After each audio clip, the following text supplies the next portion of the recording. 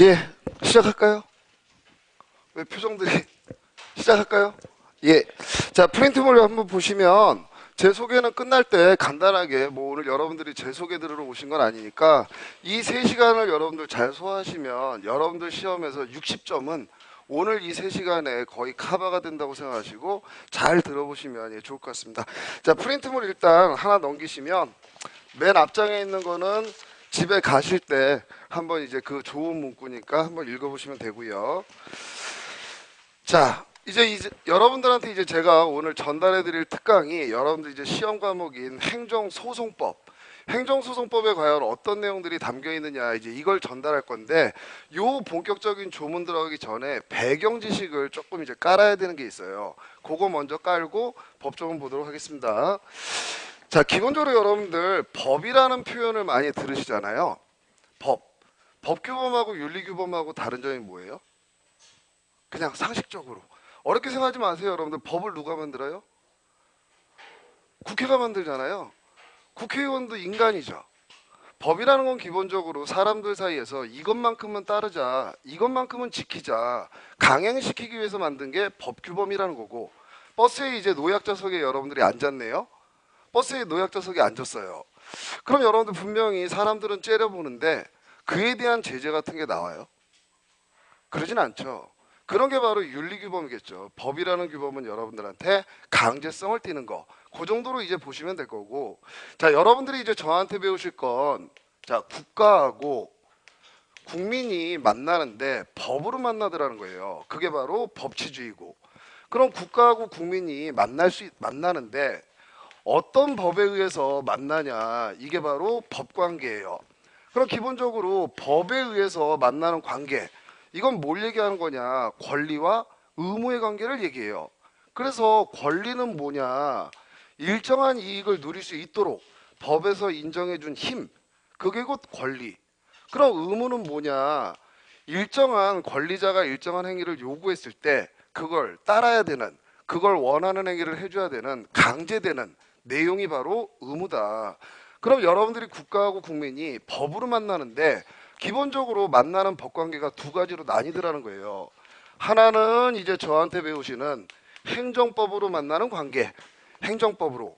국가하고 국민도 여러분들 잘 아시는 민법으로 만나는 관계도 있더라는 거예요. 그럼 행정법 관계는 뭐냐? 이 행정의 목적은 공익을 달성하기 위해서 만나는 거예요. 그래서 대표적으로 여러분들한테 국가가 세금 부과하잖아요. 세금. 그게 대등한 관계에서 부과하는 거예요. 우월한 지에서 명령하는 거예요. 여러분들한테 국가가 세금 좀 내주실래요? 내주면 좋고 말면 말고. 이런 모습이에요. 우월한 지에서 일방적으로 의무 발생시켜서 세금 내는 의무를 발생시키는 거예요. 우월한 지에서 세금 내는 의무를 발생시키는 거죠. 왜 그러는 거예요? 국가가 자기 배를 찌우려고? 아니죠. 그 돈을 걷어서 그걸로 공공의 이익을 증진하는 데 써야 되기 때문에 국가가 여러분들한테 우월한 데서 명령하는 관계, 그렇게 만나는 게 바로 행정법 관계예요. 대표적으로. 근데 국가가 여러분들 기본적으로 여러분들보다 항상 우월한 데서만 만나는 게 아니라, 자, 여러분들이 지금 인터넷 홈쇼핑에 들어갔어요. 인터넷 쇼핑에 들어갔습니다. A4지를 하나 사려고 그래요. A4지를. 그럼 여러분들이 돈을 쓰려고 하는데 어떤 물건을 여러분들은 골라요? 왜 다 입을 그렇게 일부러 물고 계시는 거예요? 예? 어쩌면 그렇게 꽉 물고 계시죠? 여러분들 지갑에서 돈을 쓸 때 기준이 뭐예요? 가격이죠. 값싸고 질 좋은 거. 그럼 국가도 지금 자기가 써야 될 A4지가 필요해요. 그럼 국가도 그때는 머리를 뭘 써요? 이 A4지를 사서 공공의 이익을 증진하겠다 이런 생각을 해요. 값싸고 질 좋은 종이를 골라요. 값싸고 질 좋은 공예를 고르더라는 거죠. 그럼 국가는 여러분들을 만날 때 항상 공익을 위해서 만나는 게 아니라 경제적인 이해 조절을 위한 민법에 의해서 만나는 경우도 있더라는 거예요. 이걸 무슨 관계라고 얘기하느냐? 국고 관계라고 얘기해요. 국가가 금고의 주인으로서, 돈의 주인으로서 여러분들 만날 때는 국가 역시도 경제적 이해 조절을 하더라. 자, 그럼 이제 국가하고 여러분들이 만날 수 있는 법의 종류는 두 가지로 일단 나뉘죠. 하나는 행정법으로 만나는 거, 공익 달성을 위해서, 하나는 민법으로 만나죠. 그럼 이걸 나누는 이유가 있겠죠. 국가하고 여러분들하고 행정법으로 만나는 관계도 있고 민법으로 만나는 관계도 있다. 이걸 나누는 목적이 있죠, 항상. 그럼 기본적으로 여러분들한테 물품을 여러분들이 국가한테 공급했는데 국가가 A4지를 받아가 놓고 돈을 안 줘요. 돈을. 그럼 여러분들은 지금 민법상의 권리 의무의 분쟁이 발생한 거죠. 그럼 무슨 소송을 제기해야 될까요? 민사소송. 국가가 여러분들한테 돈을 분명히 지급했는데 여러분들이 A4지를 공급을 안 해요. 그럼 국가도 무슨 소송을 제기해서 받아가야 돼요? 민사소송. 그럼 국가하고 여러분들도 얼마든지 민사소송에 법정에서 만날 수 있다는 얘기죠. 그럼 기본적으로 행정법 관계로 만날 때는 무슨 소송을 내라고 하는 걸까요? 그러면 오늘 뭐 배우러 오셨어요? 행정소송. 국가하고 국민이 만났는데 행정법 관계에서 만났는데 거기에서 분쟁이 발생하게 되면 그건 민사소송으로 가라는 게 아니라 바로 행정소송을 제기해라. 그래서 구제를 받아라. 근데 여기 행정법 관계는 다시 두 개로 나뉘어요. 하나는 권력관계, 하나는 비권력관계. 자, 여러분들한테 우월한지에서 조세부가 하죠. 우월한지에서 조세부가 하잖아요. 여러분들한테 우월한지에서 철거명령 나오죠. 음주운전하다 적발당하면 면허 취소당하죠. 이건 대등관계에서 나오는 거예요. 우월한지에서 나오는 거예요. 우월한 지위. 근데 국가가 분명히 공익을 위해서 여러분들을 만나는데 우월한 지위로 만나는 게 일반적이지만 여러분들하고 대등관계로 만나는 경우들도 있더라는 거예요. 그게 대표적인 게 뭐냐? 공법상 계약. 이 계약이라는 개념 자체가 양당사자가 대등관계에서 서로 자신한테 유리한 권리 의무를 약정한다라는 개념이 계약이에요. 사법상 계약이 일반적인데 공법의 영역에서도 국가하고 여러분들이 대등관계에서 만나는 경우도 있더라는 거예요. 대표적인 게 어떤 경우냐? 자, 지금 국가가 무료로 여러분들한테 의료를 제공하려니까 의사 자격이 있는 국민이 한 명 필요해요. 그럼 이때는 국가가 우월한지에서 너 일로 와서 근무해 이런 모습이 아니라 우리가 지금 의사 한 분이 필요한데 관심 있으신 분들은 좀 오시겠습니까? 제가 의사예요. 갔어요. 연봉은 얼마죠? 근로조건은 어떻죠? 마음에 안 들어요. 그럼 제가 거기다 꼭 사인을 해야 돼요. 마음에 안 들면 그냥 돌아와도 돼요. 돌아와도 되죠. 근데 마음에 들어요. 그럼 국가하고 근로계약을 맺어요. 근데 이건 주식회사와 국민 간의 사법상 근로계약이 아니라 국가하고 공법의 영역에서 맺어지는 계약이에요. 왜 그러느냐? 대등관계에서 분명히 맺는 계약인데 국가가 이제 저를 계약을 맺어서 데리고 들어갔어요. 저를 데리고 들어간 이유가 뭐예요? 저 수술 굴려가지고 돈 벌려고 하는 거예요. 국민들한테 무상의 의료를 제공해주기 위해서 그런 거예요. 국민들한테 무상의 의료를 제공해주기 위해서. 분명히 대등관계에서 맺어지는 계약이지만 공익을 추구하기 위해서 맺어지는 계약도 분명히 있더라는 거예요. 이때는 대등관계에서 만나요. 자, 그러면 이제 여러분들 행정법 관계는 다시 무슨 관계와 무슨 관계로 나뉘어요? 여기 써놨잖아요. 에? 행정법으로 만날 때 다시 무슨 관계와 무슨 관계로 나뉘어요? 권력관계와 비권력관계. 그럼 이걸 나누는 이유가 있겠죠. 다 있어요. 나누는 이유가. 나누는 이유가 있겠죠. 그럼 왜 나누느냐? 여러분들이 행정법 관계에서 만나서 지금 내가 권리 침해를 당했는데 행정소송에 문을 열고 들어갔더니 다시 문이 두 개로 나뉘더라는 거예요. 하나는 항고소송, 하나는 당사자 소송. 여러분들이 행정소송에 문을 열고 들어갔더니 내 권리를 침해당해서 구제받으려고 들어갔더니 하나는 항고소송의 문, 하나는 당사자 소송의 문. 그럼 항고소송은 어느 때 제기하는 거냐? 낮은 지위에 있는 사람이 우월한 지위에서 나오는 행위, 이거에 대해서 반항해 보려고 가는 거, 그게 바로 항고소송이에요. 당사자 소송은 뭐냐? 서로 대등 당사자 간에 발생한 권리 의무의 분쟁을 해결하기 위해서 내는 게 당사자 소송이에요. 자, 그러면 행정법 관계는 권력 관계, 국가가 국민보다 우월한 지위에서 여러 가지 행위들을 해요. 이걸로 인해서 여러분들이 권리 침해 당했어요. 그럼 그때는 당사자 소송 들어가는 거예요. 항고소송 제기하라는 거예요. 그때는 항고소송. 낮은 지위에 있는 사람이 우월한 지에서 나온 행위로 권리침해 당했으니까 법관님 나 좀 구제해 주세요. 그게 하한고소송. 공중보건의사가 열심히 근로를 제공했는데 지금 이 관계는 국가가 우월한 관계예요. 서로 공법상 계약을 맺어서 대등 관계로 근무하고 있는 거예요. 대등 관계. 근데 갑자기 국가가 아무 정당한 이유도 없는데 해고를 해요. 그럼 여러분들 주식회사 다닐 때 근로자들이 해고당한다고 그러죠. 주식회사하고 근로자의 관계는 사법관계입니다. 그럼 이 관계는 대등관계에서 근로계약을 맺는 거죠. 근데 갑자기 회사가 해고를 해요. 이게 우월한 짓을 한 거예요. 대등관계에서 사법상 근로계약을 단절하는 거예요. 대등관계. 법적으로는 대등관계예요. 현실에서는 문제가 있을 수 있지만 법적으로는 대등관계에서 너 채무 불이행하니까 계약 단절하겠다. 그럼 이 공법상 계약에서도 공중보건의사가 열심히 일 제공했는데 정당한 이유 없이 해고했어요. 그럼 이 사람 지금 다투고 싶어요. 그때 이 해고는 우월한 짓에서 나오는 거예요. 대등관계에서의 공법상 근로계약의 단절이에요. 대등관계에서의 공법상 근로계약의 단절. 그럼 이 공중보건의사는 무슨 소송을 제기해서 구제받으라는 거예요? 당사자 소송을 제기해서 구제받으라는 거예요. 자, 그러면 이제 여러분들 국가하고 여러분들이 이렇게 세 가지 종류로 만날 수 있는데 이걸 나누는 이유는 가야 되는 소송 절차가 다르기 때문에 그래요. 자, 권력관계에서 국가가 여러분들보다 우월한 지에서 하죠. 그럼 조세부가도 우월한 지에서 하죠. 누가 무허가 건축물 지면 철거명령도 우월한 지에서 나오죠. 운전면허 취소도 우월한 지에서 나오죠. 여러분들이 건물을 하나 짓고 싶네요. 그럼 여러분들이 국가하고 협상해서 허가를 받아가요. 야, 내가 요만큼 짓고 싶으니까 내가 돈 얼마 줄 테니까 너 나한테 허가 좀 내줘라. 이런 식이에요. 아니죠, 여러분들. 여러분들이 기본적으로 건축 허가를 받는 모습은 낮은 지위에서 신청하는 거예요. 나 이러이러하니까 건축 허가 하나만 내줘. 그럼 행정청이 건축 허가를 내줘요. 그럼 이제 여러분들은 적법하게 건물을 지을 수 있어요. 그럼 국가가 우월한 지에서 하는 다양한 행위들이 있는데 개별 명칭은 다 다르죠. 소득세부과, 철거명령, 운전면허 취소, 건축허가 개별 명칭은 다 다릅니다.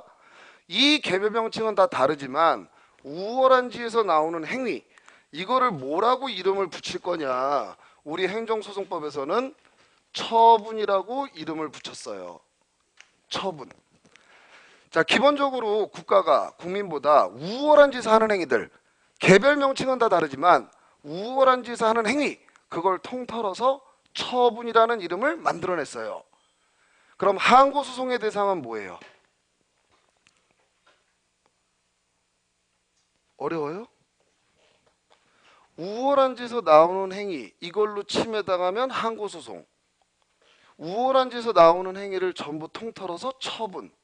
그럼 항고소송의 대상은 뭐예요? 처분이죠, 처분. 그럼 처분을 가지고 여러분들이 당사자 소송 가면 받아준다는 거예요? 안 받아준다는 거예요? 안 받아준다는 겁니다. 처분을 가지고 여러분들이 권리구제를 받으려면 항고소송 가라는 거예요. 자, 공중보건의사가 해고당했어요. 항고소송을 제기해요. 받아준다는 거예요? 안 받아준다는 거예요? 안 받아준다는 겁니다. 일단 국가하고 여러분들이 만날 수 있는 법관계. 그래서 여러분들이 배우시는 영역은 이 영역을 이제 저랑 배우시는 건데 어느 부분 어떻게 만나는 경우가 여러분들을 가장 많이 침해할까요? 국가하고 여러분들이 만나는데 권력관계, 비권력관계, 사법관계 어디가 여러분들을 가장 많이 침해할까요? 권력관계. 권력관계에서 나오는 행위가 뭐예요? 처분. 그럼 결국 여러분들이 배우는 주된 공부 대상은 어느 소송이겠어요? 당연히 항고소송이 되겠죠. 요거 이제 하나 베이스로 까시고 자 이번에는 자 이런 일이 이제 생겼어요. 분명히 여러분들 국가 그래서 행정을 수행하는 행정 주체 공익을 달성하기 위해서 활동하는 행정 주체 그 상대방이 되는 행정 객체 국민이 일반적인 모습이고요. 법관계는 권리와 의무의 관계죠. 법관계는 권리와 의무의 관계입니다. 그럼 공익을 수행하기 위해서 대개 권리를 가지는 건 국가, 행정 주체. 그 공익 수행의 상대방으로서 여러 가지 의무를 부담하는 건 대부분 국민, 행정 객체. 여기에 이렇게 채자가 있잖아요. 채자. 이 채자가 뭘 의미할까요? 인격체. 인격체. 기본적으로 여러분들 권리자가 있어야 되겠죠. 의무자가 있어야 되겠죠. 권리를 갖는 자, 의무를 갖는 자. 결국 권리와 의무는 누가 가질 수 있어요? 인격이 있는 애들이. 인격이 있는 애들이 갖는 거예요. 그럼 여러분들이 키우시는 애완견이나 반려묘들, 고양이들 인격체라고 얘기해요. 여러분들 반려견이 인격체예요? 아니죠, 여러분들. 인격은 누가 있는 거예요? 자연인. 살아있는 자연인은 태어나면서부터 당연히 권리나 의무를 가질 수 있는 능력을 갖고 태어나요. 근데 오늘날에는 이 인격체에 자연인만 있는 게 아니라 이런 법인이라는 개념이 등장을 하더라는 거예요. 필요에 의해서 일정한 목적을 가진 사람들의 모임, 요 개별적인 인간들은 있지만 이 단체 자체, 여기에도 인격을 부여할 필요가 분명히 있더라. 그래서 만들어진 게 바로 법인이에요. 그럼 이 국가도 여러분들 납세 의무는 누구에 대한 의무예요? 국민의 납세 의무, 국방의 의무는 누구에 대한 의무예요? 국가.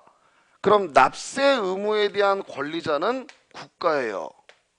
그럼 국가가 권리자란 얘기는 국가도 인격이 있다는 거예요. 국민들이 만든 헌법에 의해서 대한민국이 인격을 부여받는 거예요. 여기에 갑이라는 자연인이 있어요. 근데 여러분들 국가는 법인이에요. 법인. 생각을 할 수가 있어요. 국가 자체가. 여러분들 대한민국 보신 분. 대한민국 어떻게 생겼어요? 보신 분은 이상하신 분이에요. 대한민국의 목소리를 들어보신 분. 없죠, 여러분들. 법인이라는 개념은 관념적인 거예요. 분명히 일정한 단체의 인격은 부여했지만 국가는 인간이 아니기 때문에 머리로 생각을 못해요. 여러분들처럼 행위를 못해요. 그러다 보니까 국가는 자신의 사무를 수행하기 위해서 누구를 계속 뽑아서 들어가요? 공무원들. 정말 생각을 할 수 있는 인간들을 뽑아 들어가요. 그렇게 뽑아 들어간 인간들이 행정기관이라고 얘기를 해요. 행정기관. 그래서 무수히 많은 행정기관을 뽑아놓고 국가의 사무를 다 쪼개요. 행정자치에 관한 사무, 행자부, 법무에 관한 사무, 법무부, 국세에 관한 사무, 국세청. 그럼 국세청에도 무수히 많은 공무원이 있죠. 그렇죠? 그 우두머리 국세청장이 있겠죠. 얘도 인간이죠. 그럼 기본적으로 국세에 관한 사무에 대해서는 생각을 할 수 있는 인간들을 뽑아놓고 얘네들이 그 업무를 담당하게 맡겨둔단 말이에요. 그래서 국세청장이 갑한테 1억 원의 소득세를 부과했어요. 자, 국세청장은 사람이기 때문에 생각을 할 수 있습니다. 그래서 이번에 갑이 내야 될 소득세는 1억 원이다. 갑한테 1억 원의 소득세 내라고 명령했어요. 갑한테 1억 원의 소득세 부과 명령은 누가 했어요 지금? 국가가 했어요. 국가는 할 수가 없어요. 국가는 할 수가 없죠. 인간이 아니기 때문에 생각을 못해요. 행을 못하고. 누가 세금 내라고 명령했어요? 국세청장. 얘가 행정청이에요. 자, 행정청. 자, 그럼 여러분들 잘 생각해 보세요. 세금 내라고 한 건 국세청장. 행정청은 뭐냐? 무수히 많은 행정기관들 중에 그 조직의 우두머리, 그게 행정청이에요. 얘가 내라고 명령했죠. 그럼 이제 이 사람은 뭐가 발생해요? 1억 원의 소득세 납부 의무가 발생해요. 발생했습니다. 누구에 대한 의무예요? 납세 의무. 갑자기 왜 또 아까는 대답 잘하시더니 누구에 대한 의무예요? 국가.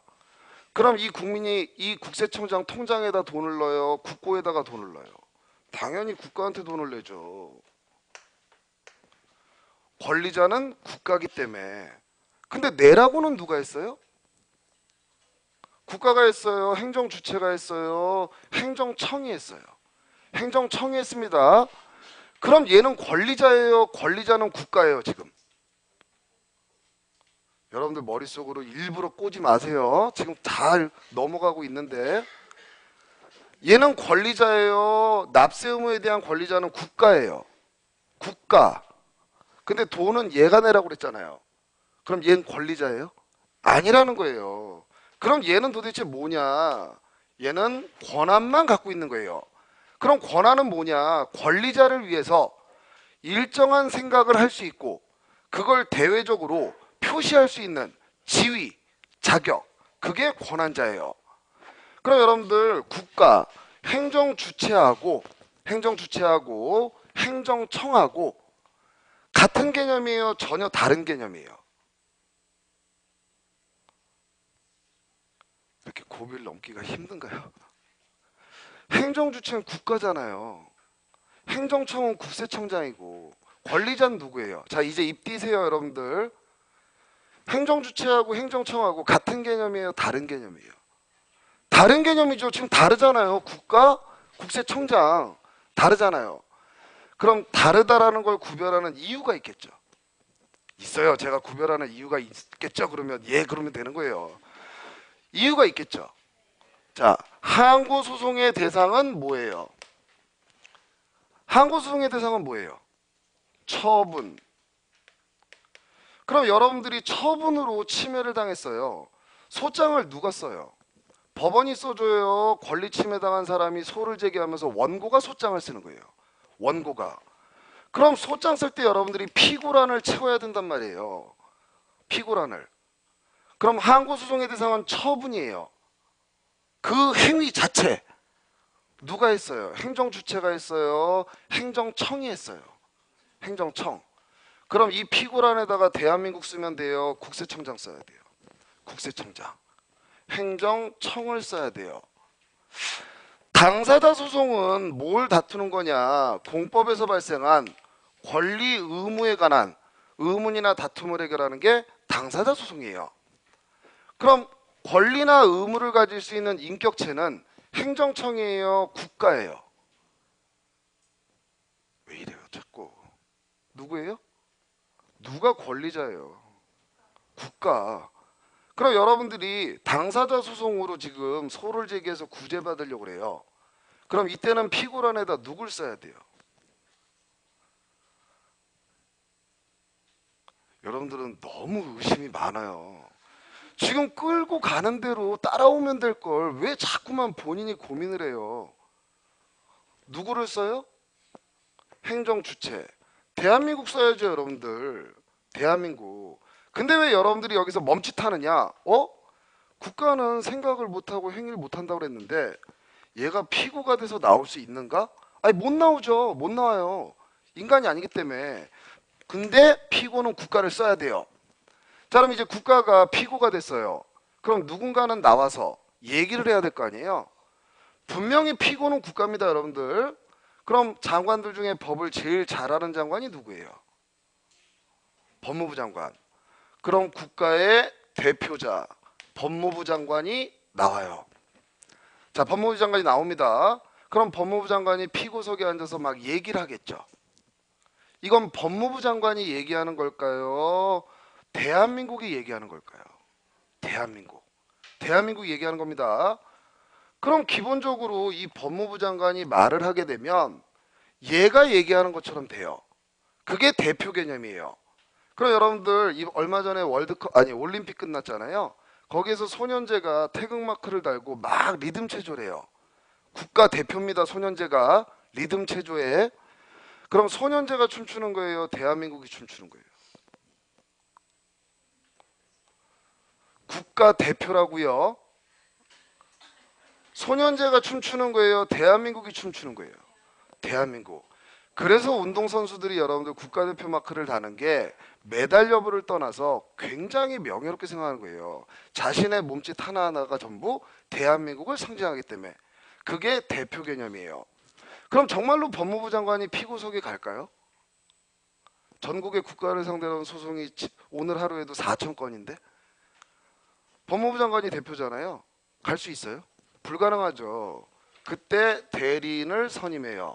그래서 문일 변호사, 이 사건은 당신이 전문가니까 당신이 좀 대리권을 줄 테니까 가서 한번 얘기해봐라. 그럼 이제 제가 소송을 수행해요. 법무부 장관도 분명히 행위할 수 있어요, 없어요? 있어요. 본인도 행위할 수 있는데 기본적으로 이 영역은 얘가 좀 더 잘할 수 있으니까 이건 네가 한번 가서 해봐라. 그럼 제가 가서 얘기해요. 이건 제가 얘기하는 겁니다. 대리인 문일이 얘기하는 거예요. 다만 그 효과는 얘한테 귀속되는 모습이에요. 이게 대표와 대리의 차이점입니다. 그래서 여러분들이 누군가한테 부동산 매매 계약을 좀 부탁받으면 그건 대리권을 받은 거예요. 근데 여러분들이 나중에 한국세무사협회 대표가 됐어요. 대표가. 그건 여러분들 누군가의 대리인이 아니라 여러분들이 가서 사인하면 그게 곧 협회가 사인한 것처럼 되는 게 바로 대표의 개념이에요. 이게 바로 대표와 대리. 자, 행정주체하고 행정청을 나누는 이유는 뭐예요? 행정청과 행정주체를 나누는 이유가 뭐예요? 항고소송의 피고는 써놨잖아요. 왜 그러시지 오늘? 피곤해서 그렇죠. 이제 일주일의 마지막이라. 그래도 힘들게 오셨으니까 힘 좀 내세요. 입도 좀 여시고. 항고소송의 피고는 행정청이에요, 행정주체예요? 행정청. 당사자 소송의 피고는 국가, 행정주체가 당사자 소송의 피고가 되기 때문에 행정청이냐 행정주체냐를 구별하실 줄 알아야 됩니다. 자, 이제 마지막으로 하나 하고 본격적으로 조문 들어가겠습니다. 요 베이스가 깔려 있어야 들으실 수 있기 때문에. 자, 기본적으로 여러분들 행정청이 우월한 짓을 하는 행위를 처분이라고 그랬잖아요. 그럼 그 처분의 종류는 굉장히 다양해요. 근데 법을 봤더니 이렇게 돼 있어요. 국민이 1, 2, 3 요건 갖춰서 신청하면 건축 허가하여야 한다. 자, 국회가 법을 만들면서 국민들이 건축 허가 내달라고 1, 2, 3 요건 갖춰서 신청하면 행정청 너한테 건축 허가 권한을 줄 건데 하여야 한다 이래놨어요. 하여야 한다. 갑이라는 국민이 지금 건축 허가 내달라고 신청했어요. 요건 딱 충족됐어요. 요건 충족됐습니다. 국민이 1, 2, 3 요건 갖춰서 신청하면 이게 법의 요건 부분, 그에 대한 효과 부분, 건축 허가 하여야 한다 이렇게 돼 있어요. 요건 충족됐습니다. 행정청은 무슨 행위를 할 수밖에 없어요? 하여야 한다. 그럼 행정청은 건축 허가를 내줘도 되고 안 내줘도 돼요? 내줘야만 돼요. 내줘야만 되죠. 그럼 행정청은 건축 허가를 내줘야 될 의무가 있다는 얘기죠. 요건 충족되면. 그럼 행정청한테 의무가 발생했어요. 그럼 얘는 뭘 갖고 있는 거예요? 상대방이 의무를 발생시켰어요. 그럼 얘는 뭘 갖고 있는 거예요? 권리. 그럼 법에는 신청이라고만 돼 있지만 결국 이 신청권을 행사한 게 야, 1, 2, 3 요건 갖춰지면 넌 나한테 허가를 내줘야만 돼 라고 요구할 수 있는 거죠. 근데 행정청이 허가를 안 내주고 거부해버리면 당연히 그건 위법해요, 적법해요? 당연히 위법이죠. 법문구에 딱 위반되잖아요. 하여야 한다. 그럼 이 건축 허가라는 처분은 성격이 해도 되고 안 해도 되는 거예요. 요건 충족되면 반드시 내줘야 되는 거예요. 내줘야 돼요. 이런 걸 기속행위라고 얘기해요. 행정청은 법에 엄격히 구속받아서 할 수 있는 행위가 딱 하나밖에 없는 거. 자, 이번에는 법에 이렇게 돼 있어요. 국민이 1, 2, 3 요건 갖춰서 신청하면 광업, 특허 할 수 있다. 자, 법에 이렇게 돼 있어요. 광업권 특허라는 건 국민이 1, 2, 3 요건 갖춰서 신청하면 할 수 있다 이랬어요. 할 수 있다. 을이라는 애가 신청했네요. 요건 다 충족됐어요. 충족됐습니다. 그럼 행정청은 광업 특허를 내줘야만 돼요? 내줘도 되고 안 내줘도 돼요? 내줘도 되고 안 내줘도 됩니다. 선택의 여지가 있죠. 요건이 충족돼도 내줄 수도 있고 안 내줄 수도 있고. 내줬어요. 특허. 적법이에요? 위법이에요? 이 법문구에 위반돼요? 적합해요? 적합하죠. 적법. 거부했어요. 적법해요? 위법해요? 적법. 이게 바로 행정청의 재량행위예요. 일정한 행위를 할지 말지 그거에 대해서 선택의 여지가 있는 걸 재량행위라고 해요. 그럼 건축허가는 기본적으로 기속행위. 법문구를 보니까 광업권 특허 같은 경우에는 해도 되고 안 해도 되기 때문에 재량행위. 그럼 여러분들 이것도 기속인지 재량인지 한번 보세요. 국민이 법을 위반하면, 자, 국민이 법을 위반하다 적발되면 1억 원 이하의 과징금 부과하여야 한다. 자, 이렇게 돼 있어요. 국민이 법을 위반하다 적발하면 1억 원 이하의, 상한은 1억입니다. 과징금을 부과하여야 한다. 이 과징금 부과 처분 기속이에요, 재량이에요? 자, 행정청이 할 수 있는 행위가 딱 하나만 있는 게 기속행위예요. 딱 하나만. 여기서 행정청은 1억의 과징금만 부과해야 돼요. 금액은 상한이 1억이지만 얼마든지 금액을 선택할 수 있어요. 금액을 선택할 수 있습니다. 그럼 부과 자체는 해야 되죠. 근데 5천 부과해도 되죠. 2천 부과해도 되고. 그럼 이건 여러분들 기속이에요, 재량이에요? 재량이 있는 겁니다. 여기에 할 수 있다 이래놨어요. 금액은 1억 원 딱 정해놨어요. 1억 원 부과할 수 있다 이래놨어요. 이거 기속이에요, 재량이에요? 재량. 해도 되고 안 해도 되니까. 이거는 그러면 1억 원 부과해야 한다 그러면 이건 기속이에요, 재량이에요? 기속. 이때는 행정청이 할 수 있는 게 1억 원의 과징금 부과를 반드시 해야 돼요. 그게 기속행위예요. 재량행위는 할지 말지 한다면 어떤 내용으로 할지 이걸 고를 수 있는 게 바로 재량행위라고 보시면 됩니다. 자, 그럼 이제 요 배경 지식 깔았으니까 기본적으로 이제 조문 이제 들어가 보도록 하겠습니다. 자, 1페이지 보시면 왼쪽에 여러분들 제목 자체가 행정소송법이라고 돼 있죠. 그죠? 그래서 여러분들이 지금 저한테 배우시는 건 행정소송법인데, 원래는 여러분들이 나 좀 구제해 주세요, 처분 때문에 내가 다쳤어요, 침해당했어요, 이렇게 구제받는 방식이 하나가 더 있어요. 그게 바로 행정심판법. 그래서 이 두 개를 합쳐서 행정쟁송이라고 하는데, 여러분들의 시험과 범위는 행정소송법이라고 얘기는 하지만 이 심판법도 관련 있는 거를 꼭 기억을 하셔야 돼요. 왜냐하면 여기 있는 조문들하고 여기 있는 조문들하고 조금씩 다르거든요. 그러니까 조문을 정확히 캐치 안 하면 심판법에 있는 조문들로 대체를 해요. 그럼 그것들을 찾아낼 수 있는지 앞으로는 더 많이 물어볼 겁니다. 지금 여러분들 시험에서 행정소송법이 점수 따기 좋다 이래서 많은 분들이 선택하다 보니까 변별력을 키우려면 이걸 같이 물어볼 수밖에 없어요. 그래서 실제로 기출질문에서도 심판법의 조문이 나올 수밖에 없습니다. 그럼 무슨 차이가 있느냐? 행정청이 갑이라는 사람한테 처분을 했어요. 처분을. 그럼 여러분들 심판은 누가 담당하는 거냐? 기본적으로 이 갑이라는 사람이 심판 청구를 하는데 청구인이 돼요. 이 행정청을 피청구인으로 해서, 그리고 행정심판위원회가 결정을 하는데, 행정심판위원회는 행정부 내부에 설치되어 있어요. 그럼 같은 조직 안에 있죠. 그럼 아무래도 팔이 안으로 굽겠죠. 그러니까 여기서 잘 구제가 돼야 안 돼요?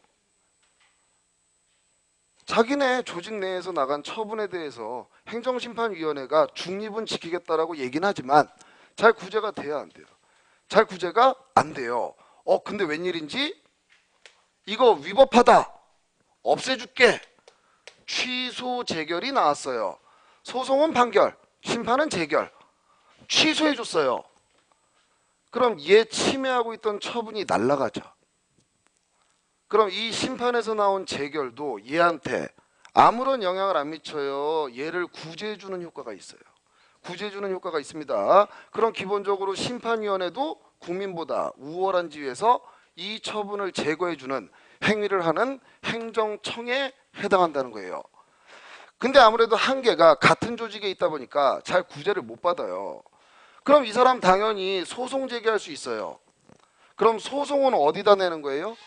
행정부 내에다 내는 거예요? 사법부에다 내는 거예요? 사법부에다 내는 겁니다. 그럼 이 사법부, 법원은 위법이냐 적법이냐 법률상의 문제를 해결하는 거지 여러분들의 감정상의 문제를 해결하는 국가기관이 아니에요. 근데 행정심판은 어때요? 자기 조직 내에서 나간 거에 대해서 자기들 스스로 한번 통제해 본 거죠. 그러다 보니까 심판은 소송보다 구제 범위가 좀 더 넓어요. 위법이냐 적법이냐만 판단하는 게 아니라 이 국민한테 이 처분이 감정적으로라도 부당하냐 정당하냐 부당한 문제를 일으켰느냐 요거까지를 판단하는 게 심판이라고 생각하시면 돼요. 자, 1조 보시겠습니다. 제1조 목적, 이 법은 행정소송 절차를 통하여 행정청의 위법한 처분. 자, 거기에는 여러분들 무슨 처분만 있어요? 위법한 처분. 우측에 칸 보시면 거기를 만약에 여러분들 위법 또는 부당이라고 집어넣으면 맞아요, 틀려요? 틀립니다. 심판법에는 위법 또는 부당이라고 돼 있어요. 그런 것들이 이제 여러분들 시험 문제고요. 자, 제2조 정의. 자, 1호 처분 등이라 함은, 자, 처분은 여러분들 대등관계에서 나오는 거예요, 우월한 지에서 나오는 거예요? 우월한 지위. 처분 등이라 함은 행정청이 행하는, 처분은 행정청이 한다 그랬죠? 구체적 사실에 관한 법 집행으로서의 공권력의 행사 또는 그 거부, 그 밖의 이에 준하는 행정작용 및 심판에 대한 재결을 말한다. 자, 그럼 지금 처분이 도대체 뭔지 그거에 대해서 아예 정의를 내려놨어요. 처분 등이라 함은 첫 번째, 청, 력, 구, 직, 법. 자, 처분은 누가 해요? 행정청이. 대등관계에서 하는 거예요, 우월한 지에서 하는 거예요? 우월한 지위. 권력적으로, 그리고 구체적 사실에 관하여, 구체적 사실에 관하여 이 법을 집행해서 직접적인 여러분들한테 효과가 발생시키는 행위, 그게 처분이다. 자, 그럼 잘 생각해 보세요, 여러분들. 법 0.1% 이상 음주운전하다 적발되면 면허 취소할 수 있다, 법에 이렇게 돼 있어요. 자, 도로교통법에 0.1% 이상 음주운전하다 적발되면 운전면허 취소할 수 있다, 이렇게 돼 있어요. 요렇게 법이 만들어져 있습니다. 그럼 여러분들 음주운전하면 안 되죠. 근데 노홍철이가 지금 요 학원 앞을 0.18% 술 먹고 운전하고 있어요. 운전하고 있습니다. 그럼 요 요건에 충족되죠. 0.1% 이상 음주 운전. 그럼 자동적으로 얘 면허 취소돼요? 분명히 이거 해당하면 면허 취소할 수 있다 이래놨잖아요. 또는 하여한다 이렇게 해놔도 하여한다. 노홍철이 지금 음주운전 하고 있어요. 자동적으로 면허 취소돼요? 아니죠.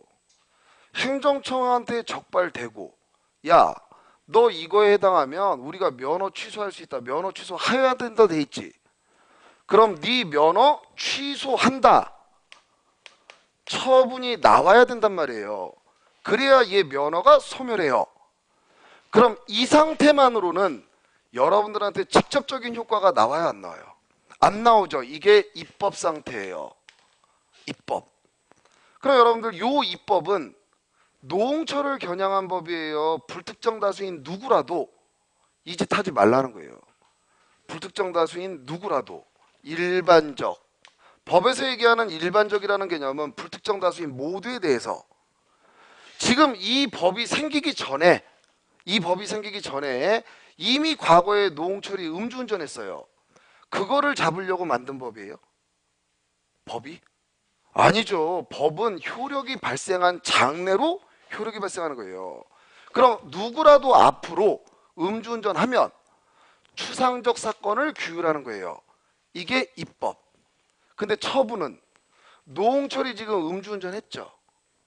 구체적으로 눈에 보이는 사실이 터져야 돼요.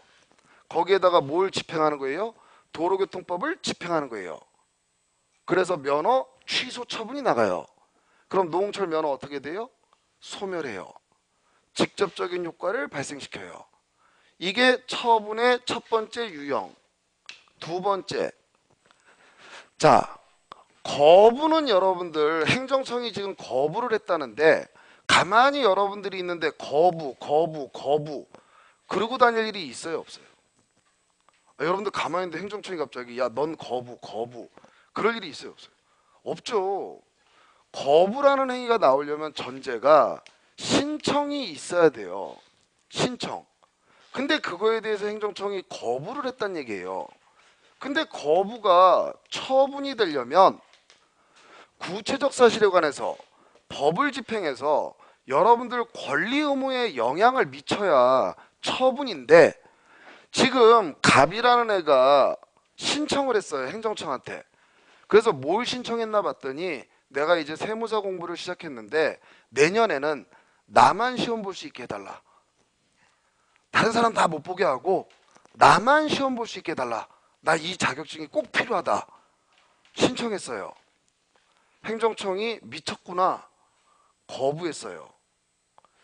얘한테 그렇게 요구할 권리라는 게 있나요?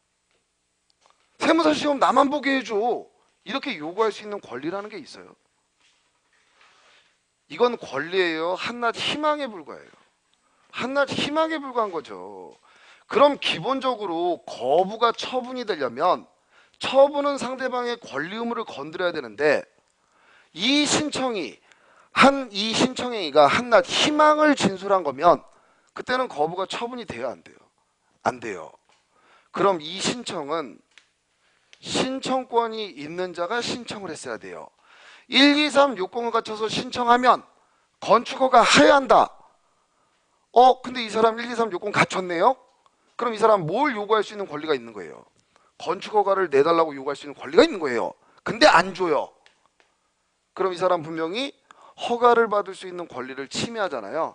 그렇기 때문에 거부가 처분이 되려면 상대방한테는 신청권이 있어야 된다. 그리고 이게 두 번째 유형. 세 번째, 그 밖에 이에 준하는 작용. 그럼 실제로 요거는 왜 만들어놨느냐, 이런 모습들은 여러분들 너무나 처분성을 인정하기가 좋더라는 거예요. 행정청이 우월한지에서 법을 집행해가지고 여러분들 권리 의무에 직접 영향을 미치니까 이건 당연히 처분이지. 근데 이 여기서 말하는 이 법 집행행위, 법적 효과는 권리와 의무에 영향을 미치는 행위를 법적 행위라고 그래요. 권리와 의무에 직접적인 영향을 미치는 행위를 법적 행위라고 그래요. 자, 그럼 한번 생각해 보세요. 갑이라는 사람이 건물을 하나 가지고 있었는데 철거 명령이 나왔어요. 자, 철거 명령이 나왔습니다. 그럼 얘한테 뭐가 발생해요? 철거 명령 나왔어요. 그러니까 얘한테 뭐가 발생해요? 철거 의무가. 지금 여러분들이 분명히 철거 의무 발생한다고 했어요. 이거 눈에 보여요, 안 보여요? 얘한테 철거 의무가 발생한다는 게 겉으로 눈에 보여요, 안 보여요? 안 보이죠, 여러분들. 법적 행위는 관념적인 거예요. 철거 명령하면 넌 철거 의무 있다고 하자. 철거 의무 있다고 하자. 기본적으로 운전면허 취소되면 넌 이제 면허 없다고 보자. 권리나 의무에 영향을 미친다는 건 관념적인 약속이에요. 분명히 이거 의무 발생시켰으니까 처분 맞죠?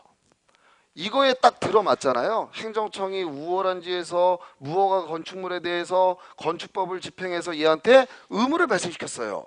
그럼 얘 철거해야 돼요, 안 해야 돼요? 철거 의무 있으니까 철거해야 돼요, 안 해야 돼요? 해야 되죠. 근데 철거를 안 해요, 얘가. 근데 이 건물 철거하는 건 얘만 할 수 있어요? 다른 사람이 해도 똑같은 결과를 만들 수 있어요? 얘만 이거 철거할 수 있어요? 다른 사람이 가서 부셔도 철거라는 똑같은 사실을 만들 수 있어요? 다른 사람이 할 수도 있죠. 그러니까 행정청이 와서 포크레인으로 부셔버려요. 진짜 철거를 해버려요. 포크레인으로 부숩니다. 이 철거 행위 둘 다 행정청의 행위인데 철거 명령 의무를 발생시켜요. 법적 행위. 안 하니까 와서 부셔요. 그럼 포크레인이 이 건물을 딱 치면 관념적인 거예요? 건물이 무너져 내리기 시작해요? 무너져 내리기 시작하죠. 그런 건 사실행위예요. 근데 대등관계니까 가능해요? 우월하니까 가능해요? 우월하니까. 그럼 여러분들 원래 요 1번 유형에 들어가려면 권리 의무에 영향을 미쳐야 돼요. 권리 의무에. 근데 이 사실행위 자체는 얘한테 새롭게 권리 의무에 영향 미치는 게 있어요, 없어요? 얘 철거 의무는 철거 명령으로 발생했잖아요. 안 하니까 와서 부시잖아요. 이거 자체로는 얘한테 무슨 권리나 의무에 영향을 미치는 게 있어요, 없어요? 없어요. 근데 이거 권력적이잖아요. 이게 만약에 위법하면 당연히 여러분들 항고소송제기에서 구제받을 수 있어야 돼요, 없어야 돼요? 있어야 돼요. 그러니까 그 밖에 이에 준하는 작용은 요 엄격한 요건에 어느 하나가 충족 안 돼도 앞으로 현대사회에서는 계속 예측하지 못한 우월한 지에서 침해하는 작용들이 등장할 수 있기 때문에 그런 것들을 전부 포섭하기 위해서 그 밖에 이에 준하는 작용까지 처분으로 하겠다. 이렇게 소송법에서 정의를 내려놓은 거예요. 자, 2호. 자, 부작이라 함은 부작이 행정청이 당사자 신청에 대하여 상당한 기간 내에 일정한 처분을 해야 될 법률상 의무가 있음에도 불구하고 이를 하지 아니하는 것을 말한다. 부작위는 여러분들 인간의 행위는 크게 두 가지로 나뉠 수 있어요. 작위, 부작위. 작위는 뭐예요? 외부적으로 거동이 있는 거. 부작위는 아무것도 안 하는 거. 그럼 1, 2, 3 요건 갖춰서 신청하면 건축허가 하야한다 이렇게 돼 있어요. 그럼 거부 처분을 했어요. 야, 거부. 이건 부작위예요. 일단 작위를 한 거예요. 한 거죠, 거부 처분. 근데 요건 갖춰서 신청했으면 1, 2, 3 요건 갖춰서 신청했어요. 건축허가 하야한다. 그럼 행정청은 무슨 처분을 해야 될 의무가 발생해요? 건축허가 처분을 해야 될 의무가 있음에도 불구하고 대답도 안 하고 있는 거예요. 대답도. 그게 바로 부작위예요. 자, 그래서 부작위 다시 읽어보시고요. 자, 동그라미 2번에 여러분들 여기에 이제 우측에 보시면 우측한 맨 밑에 보시면 공무수탁 사인 행정청 이렇게 나오는데 물론 옆에다가 여러분들 이 자료는 버리지 마세요. 나중에 공부하시고 나서도 여러분들이 책을 한번 1회독 하시고 나서 다시 이거를 보시면 그 안에 또 다른 내용들이 많이 등장하는데 오늘은 어찌됐든 시간적으로 7시 반에 끝내드릴 건데 3시간의 시간적 제약이 있잖아요. 그럼 다른 논점으로서의 배경 지식이 필요한 부분까지 다 건드리는 건 불가능하고 여러분들한테 정말로 행정소송법의 큰 틀, 맥락을 잡는 거 그리고 항상 시험에서 물어보는 거 그 정도들을 이제 전달할 테니까 예, 그렇게 이제 조금 양해해 주시고요. 자, 이제 제3조 행정소송의 종류는 조금 쉬었다 나가시죠. 예. 쉬는 시간은 5시 10분에 두 번째 타임 시작하도록 하겠습니다. 예. 그리고 힘 좀 내세요. 힘 좀. 왜 이렇게 다운이 되셔?